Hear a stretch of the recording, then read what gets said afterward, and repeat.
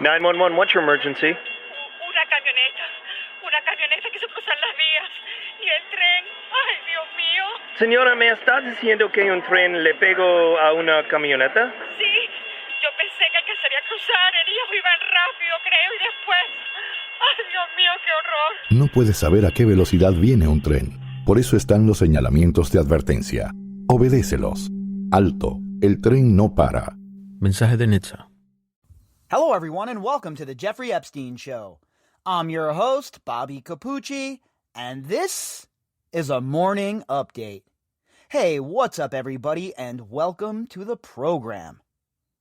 I hope that everybody enjoyed my conversation with Dr. Stephen DeLay that spanned over 2 parts, starting yesterday and finishing up this morning. We covered a whole lot of ground in that discussion, and I am always blown away when I get to have a few minutes, or in this case, a few hours, to chat with somebody like Dr. Stephen DeLay. The man just gets it. Very intelligent. Obviously, his credentials speak for themselves. I mean, PhD, Oxford, list goes on and on. So obviously, the guy knows what he's talking about, okay? So when people say, listen to the experts, well, that's exactly what I'm doing. We bring on somebody like that, somebody who understands academia, somebody who has their finger on the pulse, and somebody who is on the inside. It's one thing, like I always say, to hear from a third party, right? For a reporter to tell you or for me to tell you. But when somebody like Dr. Stephen DeLay hops onto this program and gives you the raw, unadulterated truth, it's a whole different ballgame. We're talking about a very well-accomplished philosopher here. And I think it's high time that his colleagues within academia follow suit and stand up and say that this sort of thing is unacceptable. But all we have heard is a bunch of silence and a bunch of BS from academia for the most part. So I was super glad that I was able to sit down with the good doctor yesterday and that we were able to hammer out a few hours of content for all of you. And I really hope that you all found that conversation beneficial. And from the responses that I have received thus far, that is certainly the case. So if you have not downloaded those 2 episodes yet, I highly suggest that you do that. You can find them both in the Spreaker catalog or wherever you get your podcasts, except for iTunes. And I really think that you'll find this conversation beneficial if you have not listened to it already. He hits on all of the themes that we talk about. And it was probably the funnest and best 3 hours of radio I've ever been involved with. So shout out to Dr. Stephen DeLay. I really appreciate you coming on, sir. And you bring a whole lot to the program and to the case overall. So I thank you, and I know I can speak for the listeners when I say that they thank you as well. All right, so today we're going to dive back into the FinCen files with a real short article. So this isn't going to be one of those marathon articles that we get into here. This is a relatively short one. But the FinCen files, as a quick recap, are a very important leak that occurred in 2020. And that leak showed just how piss poor everything is within the financial system and within the financial sector. You have the FinCen files totally putting that on blast by going into the system that is supposedly in place to catch suspicious transactions. And the FinCen files, well, they brought roughly 2,000 of those SARS, suspicious activity reports, to light. And it's been a fantastic piece of work done by BuzzFeed and the journalists that worked on this story. So it really lines up with what we talk about with Jeffrey Epstein, right? All of the financial malfeasance that Jeffrey Epstein was involved in, all of the alleged, air quotes here, money laundering that was occurring, all of these LLCs, the 97 transactions by Indike trying to structure, all of this falls right squarely in the basket of the FinCen files as well. And as you see, all of these different situations that come to light, the FinCen files, the Paradise Papers, the Panama Papers, the Luanda leaks, all of it. When you look at what those leaks told us, then you understand very quickly that Jeffrey Epstein was involved with all of that stuff. So not only was Jeffrey Epstein one of the most prolific human traffickers in modern times, he was also one of the biggest money launderers as well. Oh, they'll tell you his estate was only worth $643 million, but how much did he have in crypto? How much did he have stashed offshore? How much is still in Indike and Khan's pocket? Until we have a full-on, full-blown RICO investigation, I don't know if we will ever know. Let's jump into this article from BuzzFeed News and see what they have to say. Headline: A new survey of the financial industry shows significant support for the FinCen files investigation. Oh, shocking, huh? All of a sudden they're put on blast. All of a sudden they're outed as scumbags who are helping to launder money and to move ill-gotten gains. And now, oh, well, let's show some support for the leaks. This is a good thing. Here's an idea. You idiots should have regulated your industry a lot longer ago. If you would have done that, how much of this crime could have been stopped? Some in the financial industry warned the unprecedented reporting project would have a chilling effect. Now, many say it could improve the system. This article was authored by Jason Leopold and Anthony Cormier and Scott Pham. Oh yeah, it would have a chilling effect. You see, that's the thing with the financial sector. They are more secretive than the CIA almost, right? These people are, they're truly pieces of garbage in most respects. And at first they're like, oh no, this is going to be horrible for us. Then they're like, all right, let's find a way to spin this and act like we're on board. And I'm sure there'll be some sacrificial lambs along the way. But it's never the people that really should be getting the axe, right? They always have a fall guy, don't they? For instance, the two guards at Jeffrey Epstein's place of death. So those are the two fall guys, right? Nobody above them took the beat. Nobody above them got arrested. Nobody above them got in trouble. So it's just them who are the fall guys, right? So you'll see the same thing in the financial sector. Inevitably, they'll sacrifice somebody. A new survey of the financial sector finds wide support for the idea that the FinCen files investigation will help in the fight against global corruption. Again, I'm not buying it. I don't believe that the financial sector or these institutions would do one single thing to make their lives harder and to make the theft of money harder. They want to make their lives easier, right? That's why they pay for politicians and shit.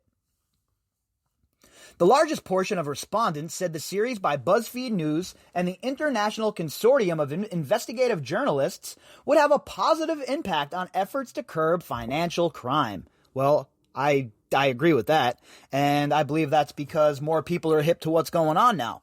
And with that said, more people are going to demand that things change. You know, it's been thrown right in our face in the last year. Since everybody's been locked in their homes, since everybody's been, forced to ingest all of this stuff and this news and this information. Everybody knows that the game is rigged at this point. Just take a look at what happened with Wall Street bets and how Robinhood and Citadel were working hand in hand. Look, it's all fixed, right? If you're not part of the so-called elite, well, you're just here to be used by them for them to continue to gain wealth, right? We're just all pawns on the chessboard to them. The responses are part of a survey of 340 bank insiders, regulators, and other financial industry experts by the Association of Certified Anti-Money Laundering Specialists, the largest organization of financial crime specialists in the world. Well, look, it's a good thing. And look, I don't want to be cynical, right? But the track record that the financial industry has shown us in the past is not a good one. And to think that because of this investigation, I think it would be naive to think that that would be the thing that ended it all and brought all of these people into line. Oh, it's one thing for them to talk a good game. Let's see how they lobby, though. That's what's important.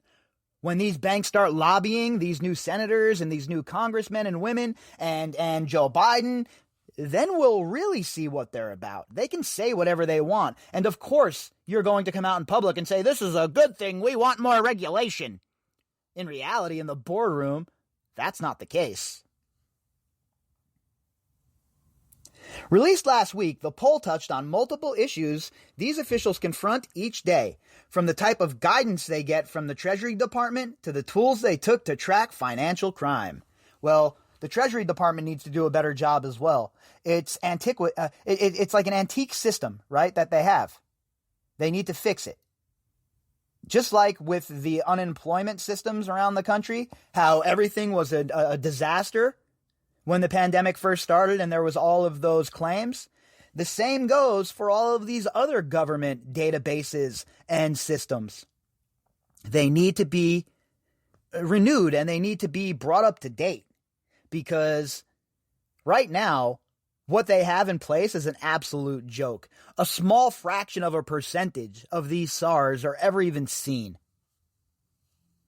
The FinCen files, an unprecedented look at global financial corruption and the banks and policies that enable it, was based on thousands of secret suspicious activity reports from the Treasury Department. And the lady who was the whistleblower in this case is facing some serious jail time. We're going to get into that at some point too, because while I think that there is serious issues that need to be addressed as far as whistleblower laws go, I think it also needs to be addressed that these journalists need to be a lot safer and a lot more careful with the information that's given to them by sources. I mean, you can't let your sources get outed like this. Prior to publication of the series in September 2020, the Treasury Department warned that the disclosure could impact the national security of the United States and compromise law enforcement investigations. Oh, of course they said that. It's always the same thing, right? Everything's national security. Everything's a national security issue with these people. Oh, it's a national security issue. Oh, it's a national security issue. Meanwhile, none of it's a national security issue. This certainly wasn't a national security issue. And in fact, what it was an issue that was showing that the government wasn't doing their job correctly, really. And it's all about saving face, isn't it? Now, half a year later, only 27% of those surveyed said that they thought the effect would be negative. A combined 46% of respondents said they believed that the project would lead to increased regulatory scrutiny of financial institutions or voluntary strengthening of anti-corruption measures. Yeah, that's what happens, okay, when you're caught, right? It's like being a kid. Your parents catch you drinking, so they're going to be monitoring that from now on, right? All right, well, I know my kid had a few beers when he was out, and I caught him drunk. So now when he comes home, I'm going to have to keep an eye on him to see if he's drunk. Same shit here. Why didn't you fix this beforehand? Why does it need to be this highly regulated? Why can't you people just do the right thing? The result is a surprise, said Ross Delston, a lawyer and expert on money laundering. It's become almost a religious a precept that SARs are never to be revealed, never to be referred to, always to be protected, he said. based on that alone, I would have thought it would have made compliance professionals leery on any release of the information. And I bet it does. They're going to come out and say other things, right? They're going to act like it's not a big deal. They're going to act like it's not a situation that gets them a little bothered under the collar, because it's all about public perception. They don't want to seem like they're standing in the way of a good investigative journalist story that's putting absolute horrible misconduct on blast. But they'll try and, pull a couple levers here and there to make things more difficult. He added, initially, FinCen, the Treasury Department's financial crimes enforcement network, seemed to think that the disclosure would hurt their work. The reality is, it may affirm their work. So, with that said, the lady who leaked this stuff, allegedly, all charges should be dropped, okay? She is a whistleblower, and she should be defended under the new whistleblower laws. And I'd really like to see BuzzFeed and the other journalists working on this case come out and talk about that a little bit more. At the end of the day, she was their source and she was burned, right? So they should be a little bit more supportive and pushing the narrative, at the very least, that according to all of these people that are in the know, this was a boon for the country. This was a good thing for the country. This lady is not a leaker. She is a whistleblower, and she should be treated and protected just as that. Congress recently passed a monumental law closing a major loophole for money launderers, and leading lawmakers credited the FinCen files with helping to get it over the line. The Corporate Transparency Act will make it more difficult for individuals to hide their identities behind so-called shell companies. Now, we talked about that as well, and again, it's a great place to start, but this isn't the be-all, end-all. Don't act like this is the end of it, right? It's very important that we keep the pressure on them. It's very important that the government knows that we're paying attention to what they're up to. Because if not, well, just revert back to before these leaks, and they'll go right back to their secret ways. The industry still faces steep challenges. Nearly 80% said periodic national guidelines on how to fight money laundering would be helpful. Nearly 2/3 suggested that regulators should give them better feedback on the reports they filed. I agree with that. Regulators should be in constant contact with the compliance department from these banks and other institutions that are dealing with money. It has to be an ongoing conversation, right? Because things change. There's a lot of things that happen. There's a lot of things that change. And if there's somebody that needs to be, another look needs to be taken at their financials, well, the conversation needs to be open and moving. Almost 65% of the respondents thought there was a harmful time lag between suspicious financial transactions and when they are reported to the Treasury Department.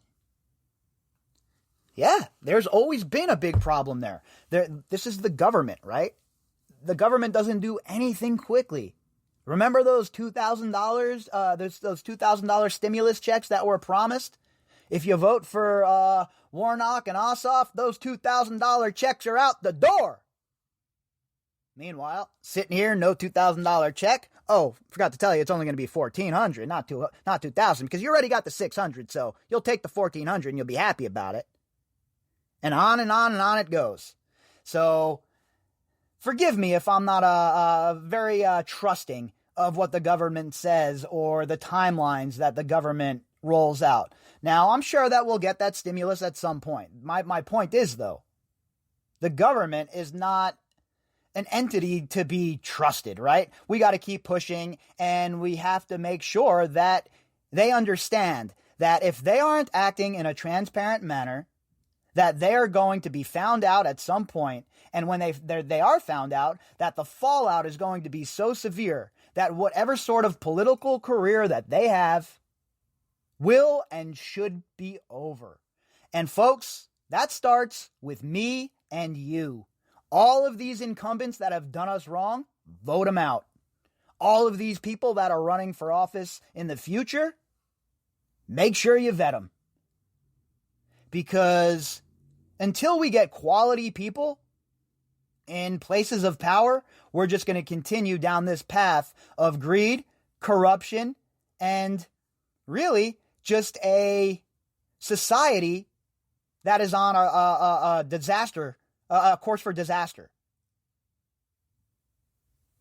All you have to do is take a look back at Rome and what happened when the Roman senators dove into their piles of greed and started their infighting and see the result. But one thing is certainly clear.